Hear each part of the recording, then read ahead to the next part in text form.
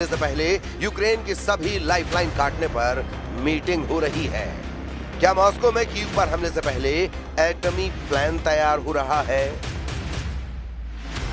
Zelensky ने रूस पर 2026 का सबसे बड़ा हमला कर दिया है। सीधे ऊर्जा ठिकानों पर हमला कर उन्होंने मॉस्को में तहलका मचा दिया है। लेकिन G7 की बैठक में पहुंचे ज़ेलेंस्की को रूस के पलटवार से पहले ही बड़ा झटका लग गया है। उधर क्रेमलिन में कीव पर हमले की सबसे बड़ी वॉर मीटिंग हो रही है। रूस यूक्रेन जंग के खत्म होने के कोई आसार नहीं दिख रहे हैं। कीव ने मॉस्को के दिल पर ऐसा वार किया है जिसने क्रेमलिन की सुरक्षा पर बड़े सवाल खड़े कर दिए हैं। यूक्रेन के ड्रोन हमले में मॉस्को ऑयल रिफाइनरी को निशाना बनाया गया। कई जगह धमाकों की खबरें आई और राजधानी के 4 एयरपोर्ट पर उड़ानों को रोकना पड़ा। यूक्रेन के राष्ट्रपति ज़ेलेंस्की ने दावा किया है कि ये हमला रूस की युद्ध मशीन को कमजोर करने की रणनीति का हिस्सा था। ज़ेलेंस्की ने साफ लफ्जों में कहा कि अगर यूक्रेन जलेगा तो मॉस्को में भी आग लगेगी। रूस ने दावा किया है कि उसने सैकड़ों ड्रोन मार गिराए, यूक्रेन की मिसाइलों को हवा में ही खत्म कर दिया। लेकिन इस हमले ने यह दिखा दिया कि जंग अब रूस की सीमा के अंदर पहुंच गई है। ऊपर से ज़ेलेंस्की को लगता है कि दुनिया में पुतिन की धाक कम होती जा रही है। सवाल है कि ज़ेलेंस्की को क्यों लगता है कि पुतिन की सेना कमजोर हो रही है? उन्हें क्यों लगता है कि कमजोर होते हुए भी पुतिन यूक्रेन पर हमलों की तादाद बढ़ा देंगे? उनका दावा है कि पुतिन वाकई में शांति नहीं चाहते, बल्कि सब कुछ जला देना चाहते हैं। ज़ेलेंस्की मॉस्को को जला रही है, लेकिन उन्हें डर है कि पुतिन यूक्रेन का नामो निशान मिटा देंगे। आखिर ज़ेलेंस्की के डर के पीछे की वजह क्या है? मॉस्को को दहलाने के बाद भी ज़ेलेंस्की सहमे हुए क्यों हैं? 2026 में यूक्रेन ने हमलों की तादाद दोगुनी कर दी है। यूक्रेन ने सितंबर 2023 से अब तक करीब 100 से ज्यादा हमले सिर्फ ऑयल इंफ्रास्ट्रक्चर पर किए हैं। एक रिपोर्ट में दावा किया गया कि इसी साल मई में यूक्रेन ने रूस पर हमला करने के लिए 1300 से ज्यादा लॉन्ग रेंज ड्रोन का इस्तेमाल किया। जून में भी सिर्फ मॉस्को पर ही 550 से ज्यादा ड्रोन दाग दिए गए। Три кільця протиповітряної оборони, яка є в Москві, ми говорили, що ми будемо їх діставати. Якщо Путін не хоче закінчувати цю війну, хоче продовжувати, ми тихенько сидіти не будемо, будемо відповідати. Відповідь повинна бути сильною і справедливою. Вони вдарили по лаврі. Ми не хочемо цієї війни, і ніколи не хотіли. І всі це знають, і партнери це знають. І точно не хочемо, щоб палала Україна. हालांकि रूस ने दावा किया है कि उसने यूक्रेन के सैकड़ों ड्रोन को टारगेट पर हिट करने से पहले ही खत्म कर दिया। लेकिन रूस के एयर डिफेंस के हाइपर एक्टिव होने के बाद भी मॉस्को जलने से नहीं बच सका। अब ज़ेलेंस्की को डर है कि पुतिन कीव को जलाना शुरू करेंगे, और डर के पीछे वजह है यूरोप में यूक्रेन पर बढ़ता तनाव। क्या यूक्रेन के मुद्दे पर यूरोप दो धड़ों में बंट गया है? क्या पुतिन से बातचीत के लिए यूरोप के पास कोई नेता नहीं बचा है? अमेरिका के पीछे हटने के बाद यूरोप में नेतृत्व का संकट गहरा गया है, या मैक्रो, मेलोनी और पोलैंड के बीच बढ़ती खींचतान ने यूरोप की एकता को कमजोर कर दिया है? यूरोप के 27 देशों का गठबंधन यूक्रेन के समर्थन में एकजुट दिखाई देता है, लेकिन रूस से बातचीत कौन करेगा? यूरोप के अंदर ही खींचतान शुरू हो गई है। यूरोपीय संघ की बैठक में देर रात तक बहस चलती रही, लेकिन इस पर कोई फॉर्मूला नहीं निकल सका। फ्रांस, जर्मनी, इटली, पोलैंड और बाल्टिक देशों के बीच इस बात पर मतभेद सामने आ गए कि भविष्य में अगर मॉस्को से बातचीत होती है तो यूरोप की तरफ से कौन बात करेगा? Путін хоче, щоб у нас все горіло. І він безумець. Це партнери відчувають. Україна готова до перемовин з ним, незважаючи на це. Але Європа повинна включитись наповну, щоб у нас була сильна позиція. Включитись наповну по санкціям, без виключень по конфіскації. ज़ेलेंस्की को डर है कि मॉस्को पर हमलों से पुतिन पीछे नहीं हटेंगे, बल्कि और ज्यादा खतरनाक हो जाएंगे। क्योंकि पिछले 2 साल में जब जब यूक्रेन ने रूस के अंदर घुसकर हमला किया, क्रेमलिन ने जवाब में कीव पर और बड़े हमले किए। अब जबकि मॉस्को के ऊपर ड्रोन की गूंज सुनाई देने लगी है, तो सवाल उठ रहा है कि क्या पुतिन अपने सबसे बड़े जवाबी हमले की तैयारी कर रहे हैं। रूस ने पिछले 6 महीनों में यूक्रेन पर ड्रोन और मिसाइल हमलों की संख्या लगातार बढ़ाई है।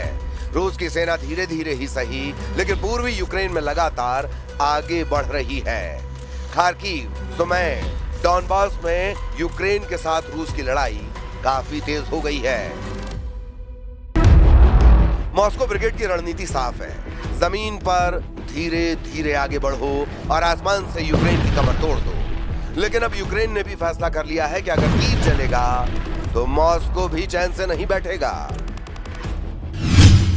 लेकिन ज़ेलेंस्की का डर सिर्फ पुतिन नहीं है, उन्हें डर है कि कहीं यूक्रेन अकेला ना पड़ जाए, क्योंकि अमेरिका में ट्रंप पर दबाव बढ़ रहा है और यूक्रेन पर यूरोप में आम राय नहीं बन पाई है। दूसरी तरफ नेटो के कई देश युद्ध की कीमत से परेशान हो चुके हैं। यानी जिस एकता के भरोसे यूक्रेन पिछले 4 साल से लड़ रहा है, उसी एकता में दरार की आवाजें सुनाई देने लगी हैं। उधर पुतिन जानते हैं कि वक्त उनके साथ है। रूस की अर्थव्यवस्था दबाव में जरूर है, लेकिन क्रेमलिन को भरोसा है कि लंबी जंग में पश्चिमी देश थक जाएंगे, यूक्रेन के पास सैनिक कम पड़ जाएंगे और बातचीत की मेज पर आखिरकार कीव को झुकना पड़ेगा। Но у нас все быстро восстанавливается, никаких проблем здесь, серьезных проблем они нам создать не смогут. Но мы, имея в виду то, что они делают, должны, и это следующая задача, отвечать им как следует. И мы это делаем, и будем наращивать наши удары по इंफ्रास्ट्रक्चर противника। लेकिन मॉस्को पर हुए इस हमले की कहानी सिर्फ धमाकों तक सीमित नहीं है। यूक्रेन की असली लड़ाई रूस की सेना से नहीं, रूस के पैसे से है। कीव अच्छी तरह जानता है कि पुतिन की जंग की सबसे बड़ी ताकत टैंक या मिसाइलें नहीं, बल्कि तेल और गैस से आने वाला पैसा है। इसीलिए पिछले 2.5 साल से यूक्रेन ने रूस के तेल साम्राज्य को जलाना शुरू कर दिया है।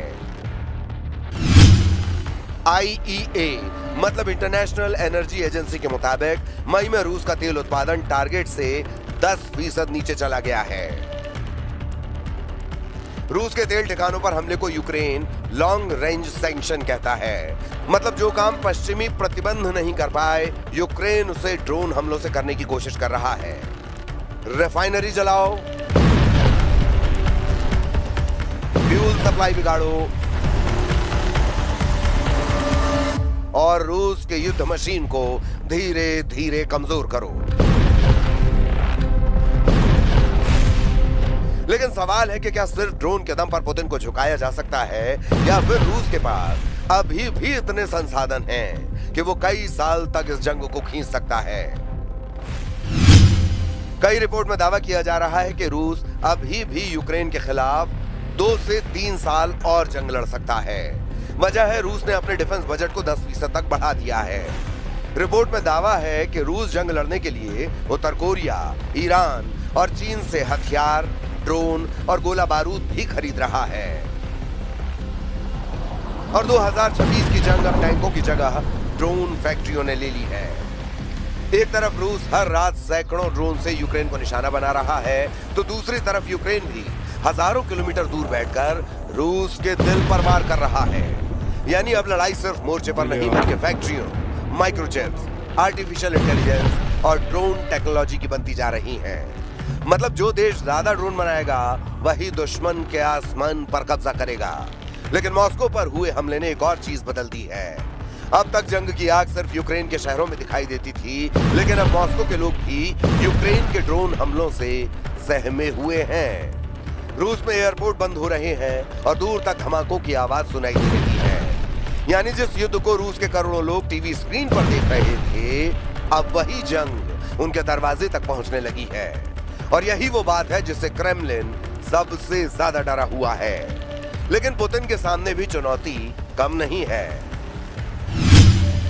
एक तरफ लंबी जंग, दूसरी तरफ महंगाई, तीसरी तरफ बढ़ता रक्षा खर्च और ऊपर से ऑयल इंफ्रास्ट्रक्चर पर लगातार हमले। यानी यूक्रेन सिर्फ रूस की सेना से नहीं, बल्कि रूस की सहन शक्ति का भी इम्तिहान ले रहा है। और यही वजह है कि क्रेमलिन अब जवाबी हमलों की तादाद और बढ़ाने की बात कर रहा है। Today, Ukraine and Germany are taking very important, I think, important joint step. We have some technologies, Germany has some technologies, and today our defense ministers signed already an agreement to bring these capabilities together. In Ukraine, we have a company that is capable of producing ballistic missiles. Firepoint is moving toward this, and you have the capable रूस के खिलाफ drone युद्ध, oil refinery में आग, Moscow में धुएं के बादल और पुतिन के पलटवार की चेतावनी। ये सिर्फ दो देशों की जंग नहीं, बल्कि 21वीं सदी के नए युद्ध का ट्रेलर है, जहां जीत सिर्फ मिसाइलों से नहीं, बल्कि ड्रोन, डेटा, तकनीक और दुश्मन की अर्थव्यवस्था को धीरे धीरे कमजोर करने की क्षमता से तय होगी। और यही वजह है कि 4 साल बाद भी रूस और यूक्रेन दोनों जीत का दावा कर रहे हैं, लेकिन शांति आज भी दोनों से बहुत दूर खड़ी दिखाई दे रही है।